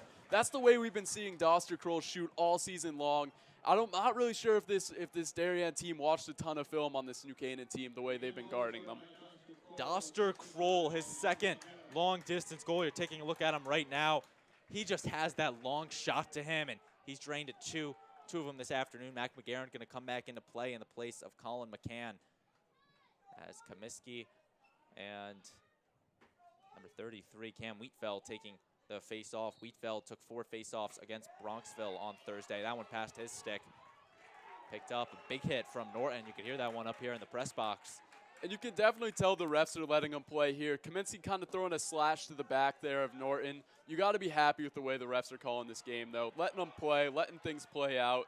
It makes the game a lot more interesting to watch. And turnover here now. Connolly looking to flip it in the Rams' favor. Wrapping around wide. Picked up Norton with the rebound. He takes it and scores. Michael Norton with the goal. And that's a rare lefty shot we see from Michael Norton there. He's typically a righty, and he just let one fly with his left hand. Maybe Weibel wasn't really ready for it. He's not a guy you really ever see shoot like that. But being able to get rebounds like that, we talked about it before. It's those loose ball plays. I like to call it donkey basketball. When things are all messed up, if the Rams keep dominating those opportunities, this game could get really out of hand for Darien. And Chad, you said New Canaan in the second half's a little shaky this season, but they have looked unstoppable coming out of the half. Their 3rd goal in the first 3 minutes. Yeah, it's almost like this New Canaan team were like sharks. They sensed a little bit of blood in the water at the beginning of this half, and they've really just exploited it as it's gone on. And a face-off picked up by number 15, John Totaro. And another face-off win for New Canaan. That's the big differentiating factor in this one, is Darien's just not winning those face-offs, which is something they're so used to doing. Yeah, and you can see a little bit of Darien's confidence. It's a little bit hurt right now. They're coming off big wins against Chaminade, teams that are definitely rated a lot higher than this New Canaan team. And when you're down against a team like this, I remember it from times playing on some better teams, it can be really demoralizing. You're wondering, like, what's happening, what's going on, and that can really hurt your performance at times. And if you're Darien, you still have a lot of questions surrounding this, considering the rest of their schedule for the next week or 2 is just loaded with tough teams. I mean, you play Yorktown next week. You have Staples, Manhasset, Fairfield Ward having a good year. So they definitely need to figure out what's going wrong for them going into those tough games in the next week or 2. Yeah, we saw them being able to force a turnover there on the crease. Maybe a little bit of a forced feed there, trying to look for Connor Bailey. They've done that twice today for the Rams, and Darien's definitely been able to take advantage of opportunities like that. Darien now going to move it around. Minikis, but kept off the stat sheet today, getting it to Finn Picorni. 2 guys that Darien's really relied on so far this season that has just been kept out of this one. Yeah, you got to give a lot of credit to Ty Groff here. He's been a guy, he hasn't been playing as much this season at D-Mid, and a lot of guys hyped him up before the season, saying he was really strong, really playing well, and we could see him here just playing great defense. And moving around Barnett, behind the net at X, over to Minikis. Minikis, high in the air, fly ball, And out of play, staying with the Blue Wave. And that's some classic Dylan Stevens defense. Last year, we saw him only give up 1 goal, and that 1 goal was to Matthew Menikis, I believe in the first game that we played against Darien. And look, Dylan Stevens, he's a shutdown guy. We haven't seen Menikis score yet today. And just being able to have a guy like that on your team, you can really build a defense around that. Menikis, the all FCIAC first teamer last season, 4-star recruit off to Loyola, Maryland. And he just has been kept out of this one. As now Brady Picorni makes a nice spin move. Push to the ground, no call, and it's going to be a New Canaan ball. Fighting through it is Ty Groff, the 3-sport athlete, passing it on the shot to Kroll. And that one is high into the woods. Yeah, and you gotta love the way they're playing defense there. Gray Tomasco is teammates with Brady Picorni in the summer season. They both play Eclipse Lacrosse together, so you can see how maybe Gray knows a little more of his tendencies, was able to make a play there, even though Brady's typically, as you said, a magician with his stick. And Brady Picorni scored that opening goal for Darien, but other than that, has really just not had much offense. And a big question there for Darien, because ever since he came in as a freshman last year, has played a big part in every one of Darien's games. As now this one being moved around over to Connolly. Ryan Connolly bringing it around, filling a wave. Carter Connors making a move, taking it to the cage. Staying with it. Good job by Connor Bailey to recover, trying to wrap around high, and thanks to Carter Connors, will be staying with the Rams. And that was a really smart pickup there by Connor Bailey, making a move, going to the net. He saw 2 players commit to Carter Connors there. He's definitely been more of a threat today. And just making sure to pick up the ball, it almost created his own kind of hidden ball trick there. And he got a decent shot off. And that one bounced in from Carter Connors, right on cue. Goal number 4 for him. Yeah, and you got to believe Weibel's disappointed with the way he's playing so far today. That ball just kind of trickled in there. It wasn't Carter Connors' best shot. It was kind of a slow bouncer, almost like a changeup in baseball. And it really seemed to mess with Weibel's head a little bit there. It was a high bouncer. Beautiful shot by Carter Connors. What a game from him so far. Carter Connors, the senior, off to Franklin and Marshall to play lacrosse in the fall. Goal number 4 for him. And New Canaan is just extending this lead, 6 goals now. And Chad, a lot of people consider this Darien team one of head coach Jeff Braymire's better teams, and it's just been a big question what is happening in for Darien today as they find themselves down by 6 late in this 3rd quarter. Yeah, and I think one of the keys when looking at this New Canaan team, they don't have a ton of commits on this team, so you have a lot of more guys playing like a team. There's a lot more team ball going on here. In terms of the senior class, I know it's a really tight-knit group. I used to be a part of it before I got injured. And when you have a really tight-knit group like that, sometimes you can face off against some of these better teams like Darien and be able to put up really good performances. That's even something. You were looking at the FCIAC before the season, and a lot of people considered it a 2-horse race of Darien and Richfield. And New Canaan currently in last place of the FCIAC East with their 3-2, 0-1 in the conference record. So this would be a huge statement win for New Canaan. Yeah, and New Canaan's only dropped the 2 games that they have lost. It have been 1-goal games, one of them being a double overtime thriller against Radnor. And look, you got to believe it hurt their confidence a little bit. Shot there but out of play. They definitely can play with some of these higher up teams like Darien, Richfield, and eventually Staples too as this season goes on. And like I said, for New Canaan, they also have a tough stretch of games after this. 5 road games for the team. They will go to Stanford, go take a trip to New Jersey to play Rumson Fairhaven, followed by the Jesuits of Fairfield Prep. It's Picorni in front with the rebound, and he scores. That was an electric shot there by Brady Picorni, being able to jump up high, rebound his own shot there, put it in the net. I mean, if you're New Canaan, you want to throw a body at him when he's getting that rebound. It was a little bit late there. We saw Nick Garcia really lay a body on him, put him on the ground. But still, you have to be able to get those rebounds, those tight-knit plays there. You have to be able to make those, and sometimes it doesn't happen, and we saw how it results in a goal. Brady Picorni, the second-year sophomore on this varsity team with his 2nd of the afternoon, and he's going to try to spark that climb for Darien. There's now some pushing going on at the face-off X. That's McGuckin trying to grab it, and it will come away with New Canaan. It's now past the restraining line, still trickling out into the midfield. Grabbed by Jeremiah Stafford, the senior. Comiskey, a bad pass there, overshoots Menikis. Picorni's going to try to hustle for it. and he cannot get there. A turnover for Darien. The coaching staff not happy with that one, an unforced turnover. It's those silly mistakes that have really cost Darien so far today.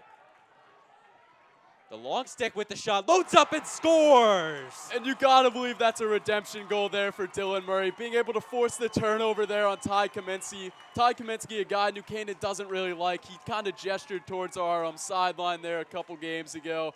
And just the way this New Canaan team has gone about this game so far, we've had a bunch of guys scoring. We have the 4-goal game from Carter Connors. But Dylan Murray, what a great play from him.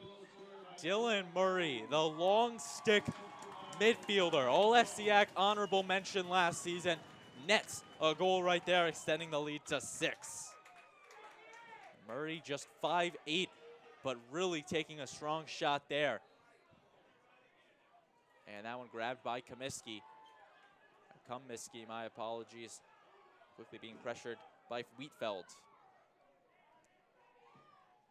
Passing it over to Strube. Riley Strube trying to get some offense going. Had a big game. 1 goal versus Richfield on Tuesday. And 2 against Brian McMahon earlier this season.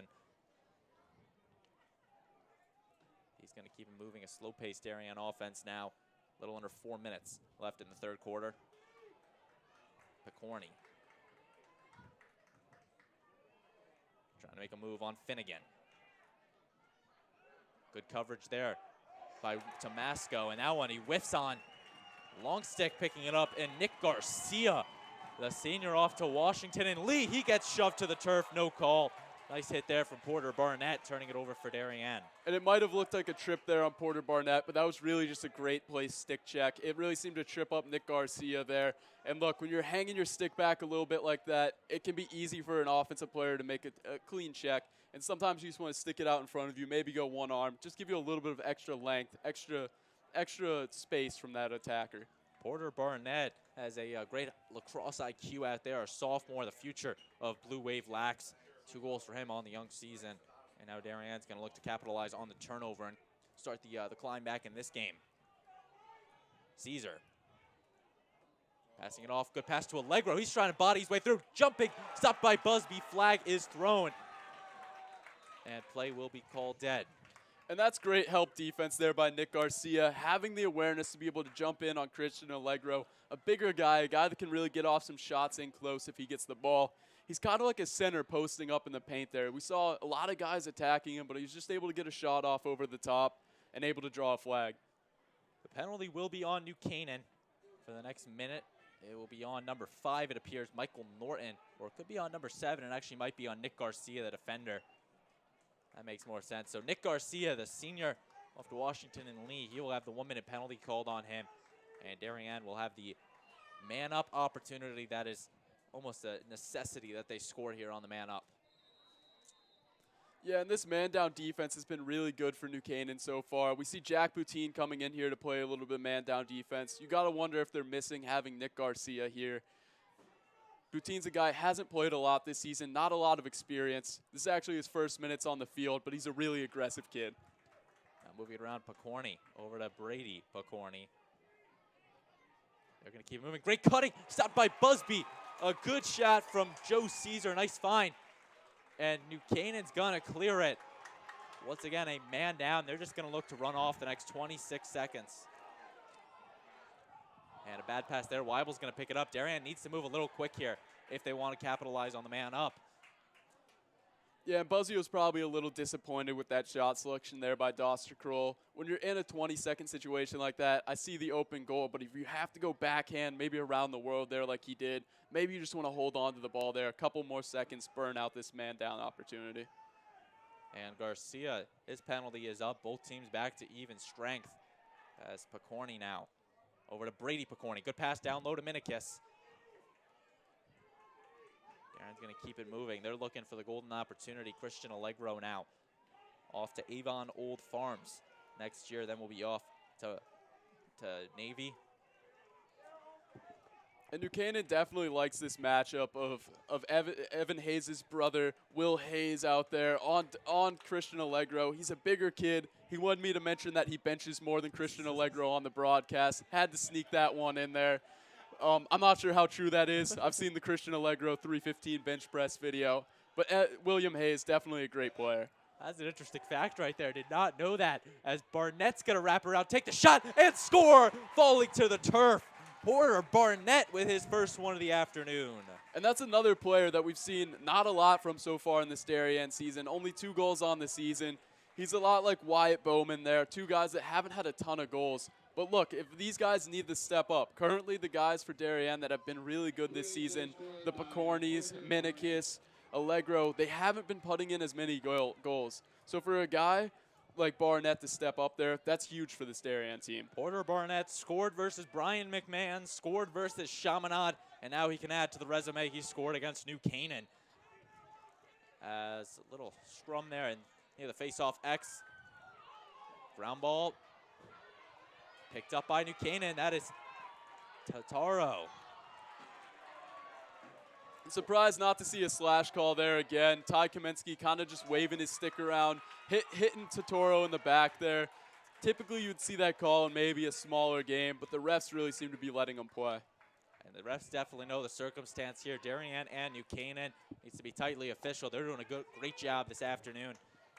And now New Canaan's going to hold for the last shot. Carter Connors over to Michael Norton. Right back to Connors. 9 seconds. Kroll has the long distance shot. If you're Stafford, you have to know that, but he dumps it off to Norton. Norton takes it stopped by Cam Weibel. And that will take us to the end of the third quarter. New Canaan with the 11-6 lead. Chad, what are your thoughts so far in this one? I really like the defensive switch there we saw at the end of the quarter. We saw David Ivanchik guarding Carter Connors, and we saw Jeremiah Stafford guarding Doster Kroll. Definitely a really smart adjustment from this Darien team. And once again, we're going to take it down to the sideline with our lacrosse expert, Perrin Tomasco. Perrin, what do you have for us? Thanks, boys. To highlight something that really happened that was good in the third quarter was a ground ball picked up from sophomore Gray Tomasco, sweeps it right off the floor, passes it off to star senior defenseman going to Washington Lee, Nick Garcia, who passes that off to Dylan Murray, a star LSM for the New Canaan's defense, and he is left uncovered, untouched, takes a while, and then just goes, all right, I'm going to shoot it, rips one really, really hard into the net and scores with 4 minutes and 20 seconds left in the third quarter. It was great, and like they always say, defense does win games. Back to you boys up in the booth. And so far, the story of New Canaan has been all defense. Thank you, Perrin. New Canaan currently leading 11-6 over a tough team in Darien, a team that is not used to being silenced like this, Chad. And I've been asking you all game. I'm going to ask you one last time. What does Darien need to do to get back in this game? Well, I like the switches they made on defense there. They're definitely going to look to shut off Carter Connors and Doster Kroll. And I wouldn't be surprised if a guy like Michael Norton stepped up against that. But in terms of offense for Darien, we saw Christian Allegro be able to draw a penalty there. That was definitely a really good play. Getting him inside, he's a bigger body. No one really matches up really well against him on this New Canaan team. We have some smaller LSMs that definitely play outside their size. But when you have a guy that big who can kind of dodge north to south, you want to see that guy be able to take over a game in a time like this. And the score 11-6. The team's trotting back out onto the field. Once again, this is a joint production of DAF Media and NCTV, bringing you this live coverage of Varsity Boys Lacrosse. Our production crew this afternoon, all student volunteers from Darien High School and New Canaan High School, bringing you all the sights and sounds. Kate DeMark, Sydney Sibilia, our producer Emily Fox, Braden Shank joined alongside me, Chad Russo, and Perrin Tomasco on the sideline. Damian Andrew, Roman Sobolski, the advisors of NCTV and DAF Media respectively, as we are underway in this fourth quarter. Team switching sides for one final time. Darien moving from left to right on your screen. New Canaan from right to left. As picked up there from Wheatfeld off after the face-off. Loud whistle there going to Darien. And that's a really smart play there, switching Ivanchik up to take the face-off. We've seen the way that these middies, these Fogos have been able to dominate the game so far for New Canaan. Kaminsky really not on his game so far today. And moving a guy like Dave up really helps this Darien team. But look, that New Canaan ride, it's been great all season. It looks great right now, being able to force turnovers. And it's really hard when you have a pull picking up the ball to be able to push the ball forward like that. Caesar now staying with it. A couple checks there from Cognetta. Caesar 2 goals to his name in this one. And New Canaan just needs somebody, or Darien just needs somebody to step up and take the big shot. Flag is thrown. And looks like an offsides on New Canaan. They might have an extra guy out in the attacking zone. Counting 2 for it. Actually, no, that might be good. 1, 2, 3. I think they might have been able to get the defender off the field there before they were called for the too many men on the field. The refs caught it there at the last second. Probably be a 30-second penalty for the Rams. And that's a good correction there, Chad. Not the offsides. Of course, our lacrosse expert, the too many men on the field. I would assume so. That's the one referee saw it, and it did look like one of their defenders was slow off the field.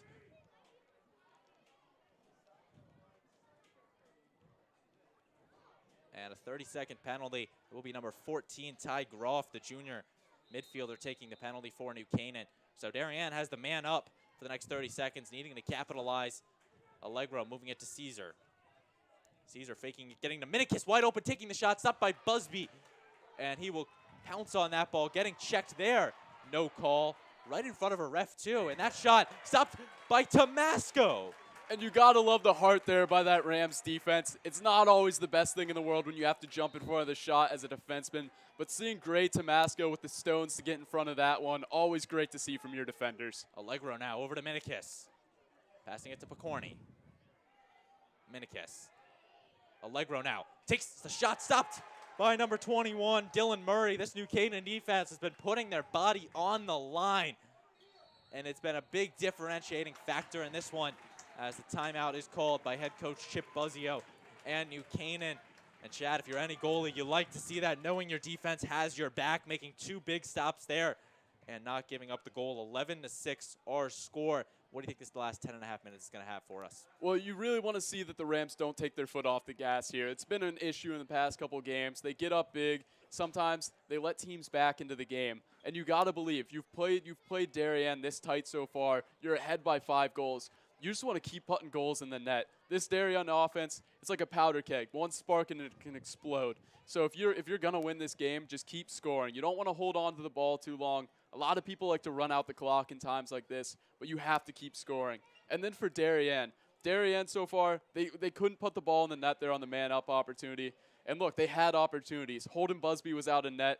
Minikis caught the ball. He could have put the ball in the net. But having that Rams defense jump in front of the net there, showing that they're willing to support their goalie, as you said, those kind of plays really change the game. It does indeed. 11-6 our score. Darien, they just need to spark some offense. It just takes one to get them going. This is a team that has scored 7 goals in the fourth quarter this season. They've actually been outscored 7-8 in fourth quarters. So they're looking to change some old ways here.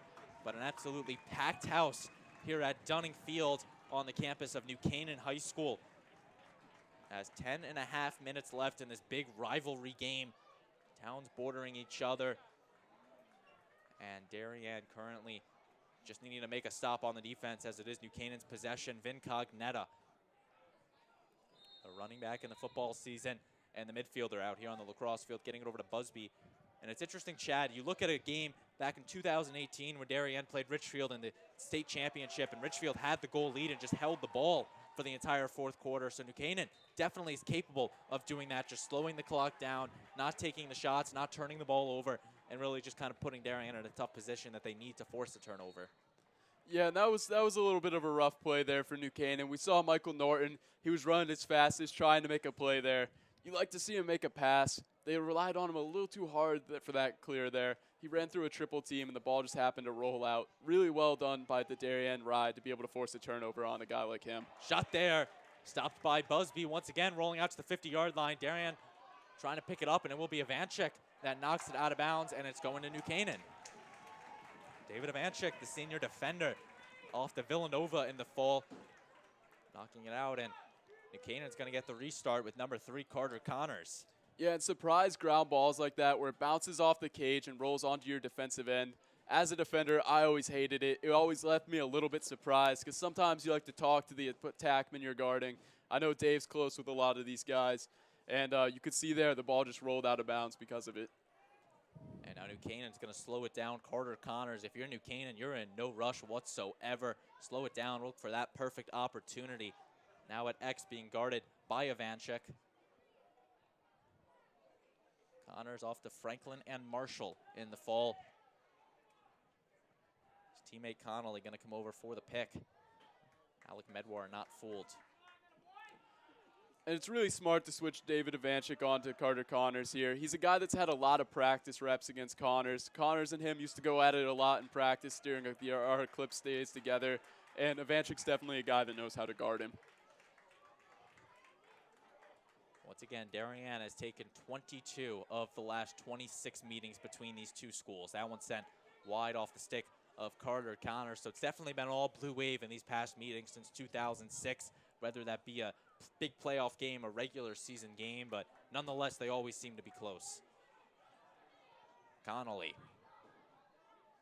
Over to Bailey.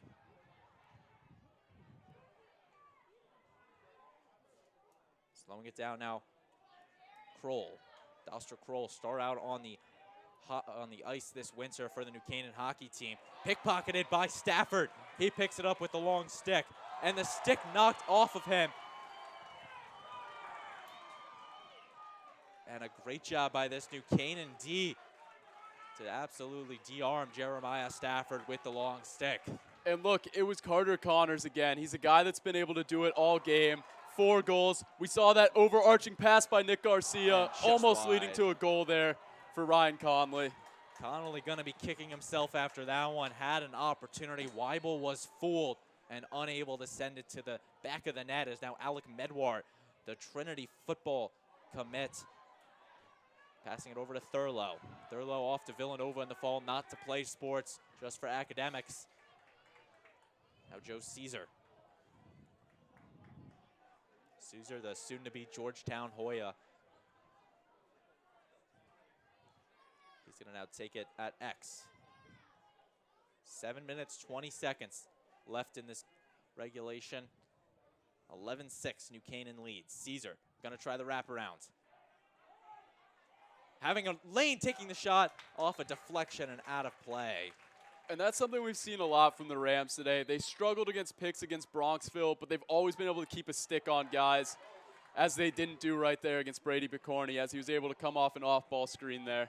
Allegro now going to try to slow it down for Darien. They do need to move somewhat quick, chasing 5 in about 7 minutes. Picorni over to Minikis. Minikis, no goals this afternoon, 7 on the season, being guarded by Stevens. Great pass down low, and scoring is Finn Picorni. Yeah, and that's a tough situation to be in there. You have 2 lefties on this side here in Finn Picorni and Matthew Minikis, 2 really great scorers. And when you're able to set screens with guys like that, it's really hard as a defender to be able to play that, because you have to be able to worry about Matthew Minikis, but then just the easy roll back to Finn Picorni, throwing him the ball, it's an easy goal.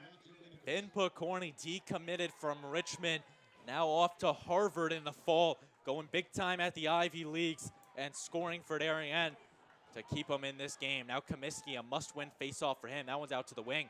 Easy job by Dylan Murdy to pick it up, and a great face-off by both sides, but New Canaan coming away with it. Grafton Ely now out on the field, the long pole defender for Darien. And Darien's now going with a 4 long pole set out there with Ivanchik. Wilson, you got McGarren, and then Ely out there, as well as Thurlow and number 9, Kellen McCann, the 2 short sticks for the Blue Wave. Yeah, and Connor Bailey, he's not so much a dodging midi. He's more of a catch and feed guy on the crease. You can see he's a little bit uncomfortable here, but he's definitely senior leadership, and sometimes it works out. Bailey making a move. Great job by McCann to put his body in front of it. And it's going to go to the Blue Wave. Yeah, that was a really great play there by McCann, being able to dive in front of a shot like that, take a little bit of pressure off your goalie, Weibel, there, and it definitely worked. Colin McCann used to that out on the soccer field in the fall, putting himself in front of their goalie, Tommy Bronca, and a big stop there. 11-7, Darien looking to add another one here and cut the lead down. Picorni scored the last one. Yeah, and I'm almost a little surprised to see how Darien's slowing things down here. You're down 4 goals. New Canaan's been dominating the face-off X so far. I would have thought to see a little bit more urgency from them. Caesar off a deflection. That one's still in play. Darien's going to try to get closest. 2 people diving, and they're going to give it to Caesar. Joe Caesar, closest to the ball, going to get possession. A questionable call there. It did look like that was number 22, Walker Blair who might have gotten a stick closer, but they give it to Caesar. Spinning around now. Over to Allegro.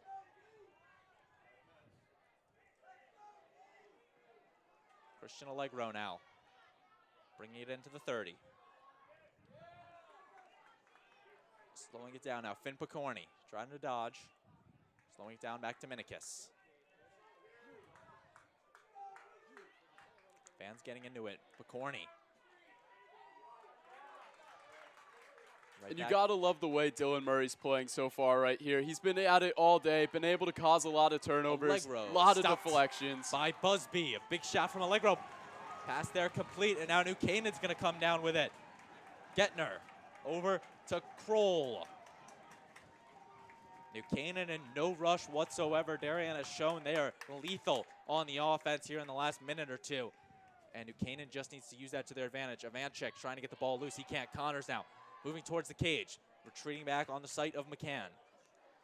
And that's a really smart play there by Carter Connors. He's typically a more aggressive guy, pulling the ball out, taking advantage of McCann here. Not the strongest defender. Really just overall great play by him. 3 minutes, 50 seconds left. Connors and Ivanchik on the near side. Moving over now after on the pick is Salmini. He's now going to pick Ivanchik, no good.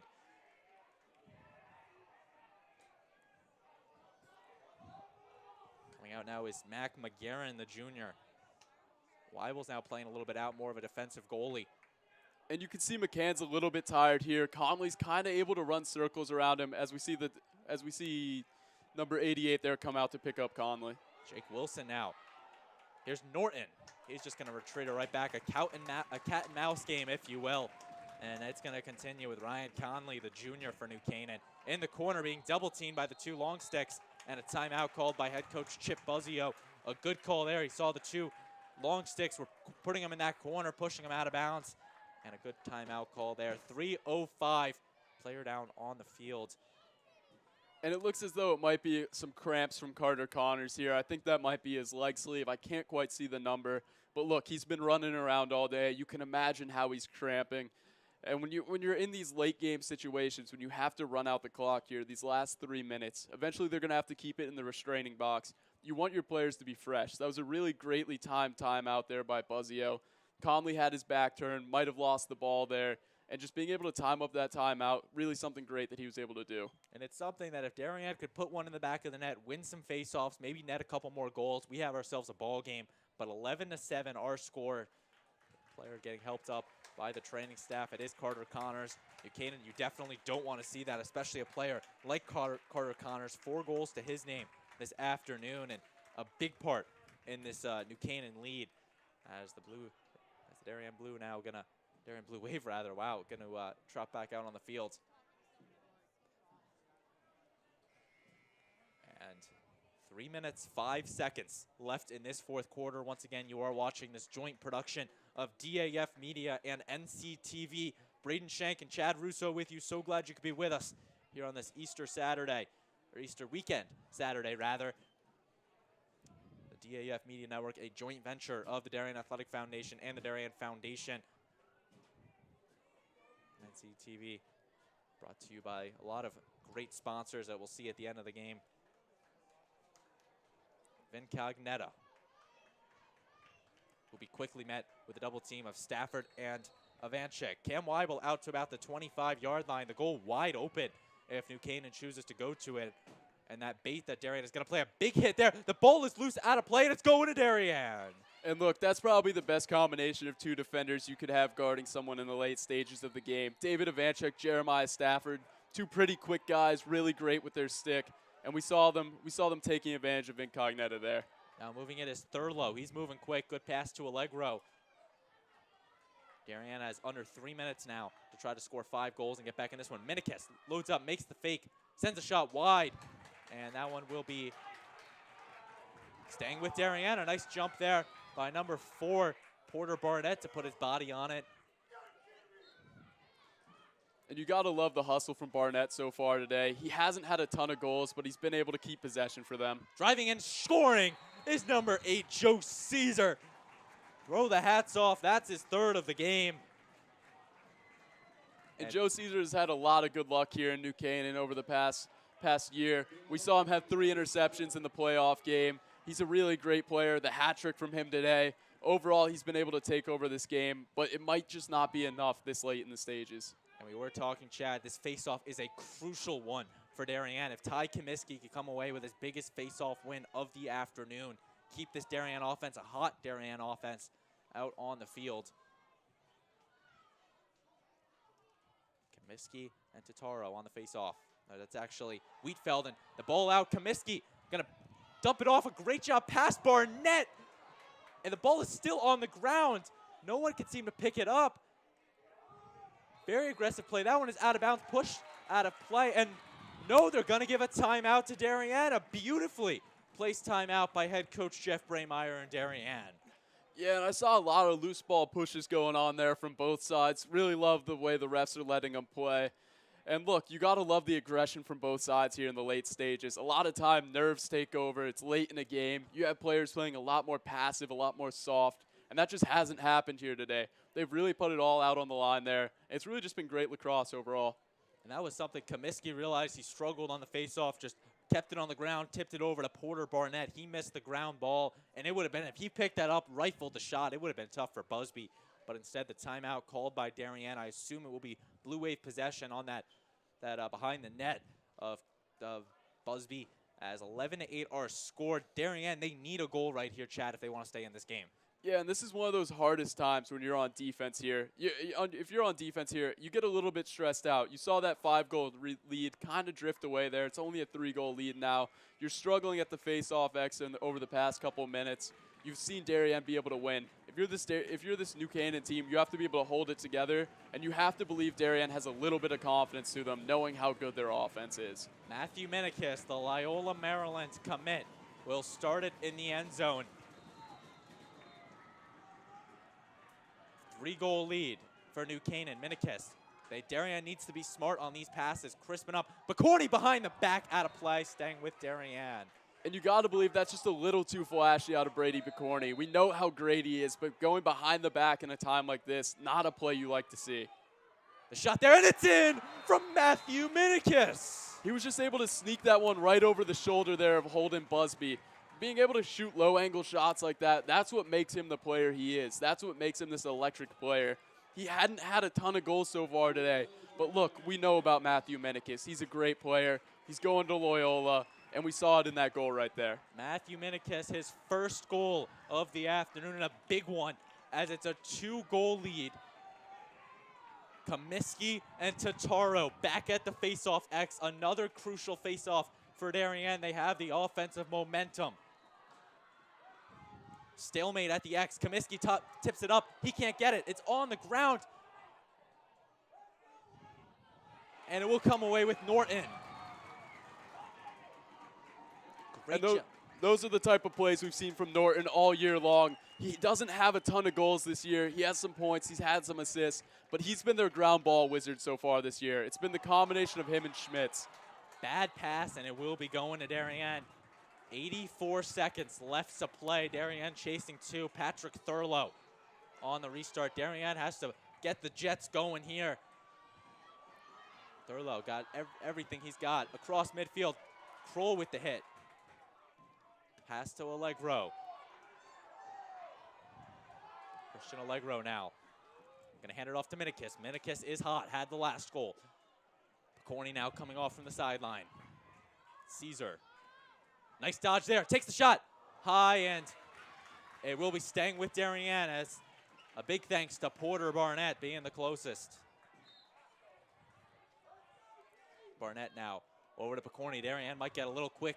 Trigger happy with these shots, knowing the time they have. Picorni on the sideline to Allegro. Bad pass, but he stays with it. Right back to Picorni.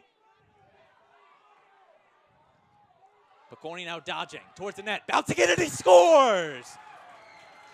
Finn Picorni with the goal, and it's 11-10. And we talked about it earlier, how this Darien offense is just a powder keg waiting to explode. And we've seen it late here. But look, it's all going to come down to this face-off. We've had 2 really good face-off guys here for New Canaan. Cameron Wheatfeld, John Totoro. They've been playing well. but Ty Kaminsky's really been taking over here in the later stages of the game. Ty Comiskey, Cam Wheatfelt, the biggest face-off of the game. The crowd getting into it. Both sides, both student sections, stomping on the bleachers. Comiskey and Wheatfelt. Comiskey, he's got it. And the whistle will be blown. Timeout to Darien and head coach Jeff Braymeyer. And last year, we saw it here when they came out of the last timeout. They were able to get a really nice look to Brady Picorni. He happened to go behind the back. But look, Jeff Braymeyer, he's a great guy at drawing up plays, making sure good things happen for his team. We've seen it in his success. He's coached for 39 seasons. If you're the Rams, this is not the position you want to be in. You have a really great coach out there. Even if he is struggling with some health issues, he can draw up some plays. He can do what he needs to do for his team. And if you're New Canaan, you just have to be able to stay strong here for another 30 seconds. And Darien, you got to assume they're going to be smart with these shots. They're going to hold on to the ball. They're going to have the possession at about the 37-yard line or so. So they need to get those shots. They also are going to have the men back if they take the bad shot to keep possession. But this is a team that is hot. I believe it was 11-7 or so when they started this climb back and have been on a run of about 3-0 or so. I believe it was Finn Picorni, Matthew Minikis, and Porter Barnett, the 3 goals for Darien here in the last about minute or two. And you knew, as you mentioned, Chad, this was an offense ready to explode, and they just needed one to get back in it, and they've definitely gotten it. It's just a matter of can they finish it and potentially extend and tie this game up. If you're New Canaan here, you have to stay confident. You can't let these goals you let slip get into your mind. You have to play like the defense you've been all season. You have to maintain this poise that you've had, and it'll be interesting to see if they can do that. Matthew Minikis starting it now, taking it across into the 30-yard line. Stevens guarding him very tightly. Caesar, good pass there. Picorni, the guy you want. Dodging, shooting off of Cognetta. Aggressive play there, a shot by Picorni. And now he's going to take it to the open field. Michael Norton, assuming he doesn't turn it over. A big hit by Weibel, no call. Being double teamed, the ball is loose and out of play. And they're going to give it to Darien. 4.3 seconds. They're going to need a long pass. And if you're Darien, you've got to be smart with this. The clock's starting. Hail Mary. Bouncing and high of the net. New Canaan will survive and take down the #1 team in the state of Connecticut by the final score of 11-10. Chad, what a finish.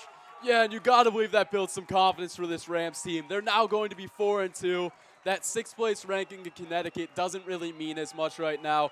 1-1 in the FCIAC. And look, that's just the 5th time since 2006 that this Rams team has been able to pull off one against Darien. And just some players to highlight as this game comes to an end. I mean, Dylan Murray was electric out there today. We saw him score a goal as an LSM. He was able to take the ball away from a bunch of guys. I mean, Carter Connors, 4-goal game. We saw him go down with a little bit of cramps there. And then also just Vin Cognetta eating that shot at the end of the game, putting up 2 goals. Those 3 guys were just instrumental in having this win today. And that was a big one. Darien was surging late. Brady Picorni with the shot, but it was Vin Cognetta putting his body in front of the line, taking down Darien. A huge upset right there. This is the first time, I mean, as far as my records date back, so it's the 4th time since 2006, the first time since at least 2013 that New Canaan is going to take down Darien. And this was a game I don't think we really knew what we were going to walk into today. Darien, on paper, was the better team, and it just New Canaan came to play. The first 8 seconds, Cam Wheatfelt setting the tone early. What do you think New Canaan did well today? Well, I think this is really reminiscent of almost like what happened in the Turkey Bowl. This Darien team came in very confident. They had a lot of success as this season's been happening. I mean, look, they were able to win that game against Chaminade, a really talented Long Island team. But for New Canaan just preps for this game. A lot of Darien doesn't really look at New Canaan as much of a rival. Maybe they will now. But look, this New Canaan team, they watch film on Darien. They know these guys. Everyone knows each other. And when you play a game where everyone knows each other, it doesn't really matter about rankings and stuff like that. Sometimes you can just match up well. And Darien, a tough schedule they have upcoming, now dropping to 3-1, 2-1 in the conference.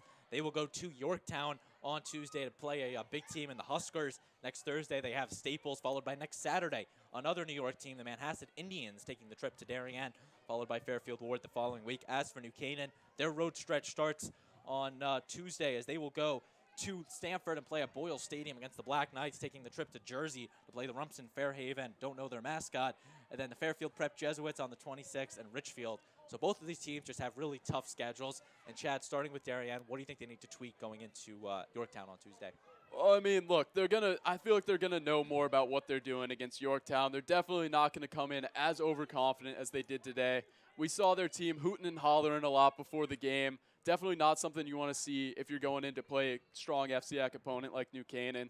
And look, maybe this will just humble them a little bit. Dropping down in the rankings isn't always the worst thing in the world. Taking a loss this early in the season sometimes gets your mind right, helps you prep, keeps you from being overconfident, and maybe they'll just fix a couple shots here and there. We saw a lot of shots go wide, bounce off the bars, and yeah, that's all there really is. And it really just, New Canaan set the tone early. Cam Wheat felt the goal in the first 8 seconds. And then ever since then, New Canaan was off to the races. Darien did not have a single lead all game today. And they were looking for some late magic in them. What did you see in New Canaan? What happened to them in that last 2 or 3 minutes or so? Yeah, so New Canaan, that's kind of been a struggle for them so far this season. It's when they get up big, they kind of seem to fall asleep at times. But look, let's not be too down on them right now. The way the attack played, I mean, look, Ryan Conley didn't have as many goals as usual, but he was instrumental in keeping possession for this team. Doster Kroll being able to put some goals in the net, Carter Connors being able to do his thing, and Michael Norton being electric in the clear, being able to run the ball, always an athletic threat for them. Those guys, they just really made this day happen. And Darien, once again, they had a very slow first half, only 2 goals going into the half. They tried to pick it up 8 in the second half, but it's almost that old saying, Chad, it's almost too late to get started, and they tried coming back, and they really was too late for Darien, and they now have a tough schedule ahead of them. New Canaan having the, almost perfect performance, assuming you take out those last 3 minutes or so, and they will rebound to 1-1 on the conference. And really, just any last thoughts here, Chad? I think this will be really interesting to see how this impacts FCIAC play here. When you look into FCIAC play, a lot of teams are uncomfortable playing Darien. They know how good this Darien team is. And look, when you beat Darien, you got to believe this New Canaan team's going to have confidence against teams like Staples, teams like Fairfield Prep, teams like Ridgefield, just some of the better teams in the country. And look, when you beat Darien, they had snuck into the top 10, one of the top public high schools in the country. Just overall, this team's going to be buzzing, and it's just going to be awesome. And definitely a big game there. Head coach Chip Buzzio is going to rally up his troops. What do you think he's saying to his troops right here after a big performance like this? I got to believe there's some celebrating going on in there, some fist pumping, just a lot of great things going on. He has to be super excited. And, I mean, Buzzio's been looking for this win. With Braymeyer, he's in his 39th season. Chip Buzzio, he's in his 8th season. We've struggled a little bit against Darien in the past couple years. After losing to them by 1 goal, you have to believe Buzzio is just absolutely ecstatic in there. And we are going to work to get you a post-game interview with head coach Chip Buzzio. He definitely is excited. Before we do that, though, we are going to give one final shout-out to our production crew, Darien High School and New Canaan High School student volunteers, this joint production of DAF Media and NCTV, bringing you this live coverage. Sydney Sibilia, Kate DeMark, our producer, Emily Fox, Chad Russo, Braden Shank with you, Perrin Tomasco on the sideline, once again working to get head coach Chip Buzzio to give us his post-game thoughts. Okay, here he comes. And just a great game from Dunning Field on hand. And once again, this joint production, the DAF Media Network, a joint venture of the Darien Athletic Foundation and the Darien Foundation. And Buzzio, he's a guy who typically doesn't say a lot to the media, doesn't really like to talk to us all that much, but we can see here, probably just overjoyed with this win, willing to go talk to Perrin Tomasco. Definitely a great interview to get right now. And we're now going to send you down for the final time to our on-field coordinate, Perrin Tomasco, where she is standing by with head coach Chip Buzzio and Chip's final thoughts of the game today. So, Perrin, what do you have for us? I'm Perrin Tomasco, and I'm here with New Canaan boys lacrosse coach Chip Buzzio. That came down to a 1-goal game, coach, and there was a timeout called with 34 seconds left. What did you tell your team in the huddle? make sure the ball doesn't go in the net. No, in all honesty, we just needed to keep doing what we were doing. I thought our defense played really, really well the entire game.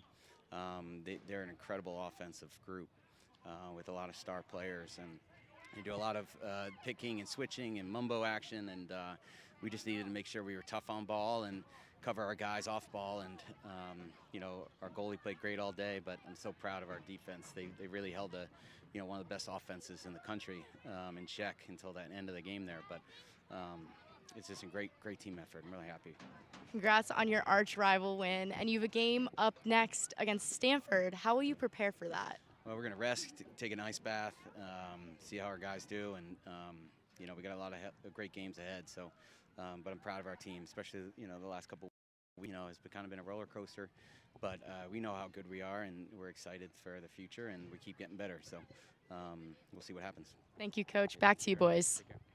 Thank you, Perrin, and a big day here at Dunning Field. New Canaan once again the victors in this one by the final score of 11-10 over the Darien Blue Wave. We're going to take one final look at our NCTV sponsors working to bring you this live coverage of New Canaan High School athletics.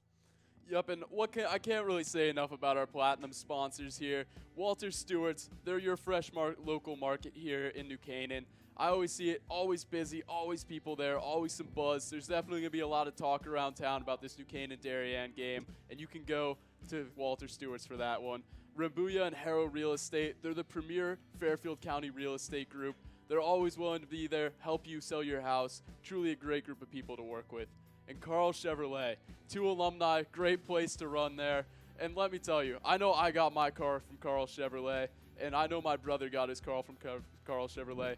Mr. Brown here, he also got his car from Carl Chevrolet, and then we can just not say how much we love Carl Chevrolet. William J. Fessler, they're your family dentistry needs. Everything you need there, they're great. They work with children, they work with adults, everyone, truly a great place to go. Smile, you're in good hands. And for our gold sponsors, Renaissance Partners LLC, they do a lot to build up New Canaan here. They're a New Canaan-based company. They truly help support the team. And Performance Optimal Health, they're great for physical therapy. They had a trainer here, Adam, who everyone loved. They definitely have great people working there. And if you just want to get more athletic, maybe recover from an injury, Performance is a great place to go. Thank you so much to our sponsors. And that's it from here from New Canaan. Have a great week. Have more fun. And let's talk about this New Canaan-Darien game. That's a great way to finish it off, Chad. Once again, your final score, New Canaan 11, Darien 10. So for our entire production crew, Sydney Sibilia, Kate DeMark, Emily Fox, Perrin Tomasco on the sideline, Chad Russo right next to me, saying so long from Dunning Field. I've been Braden Shank, and we thank you for watching this joint production of NCTV and DAF Media. We'll see you next time.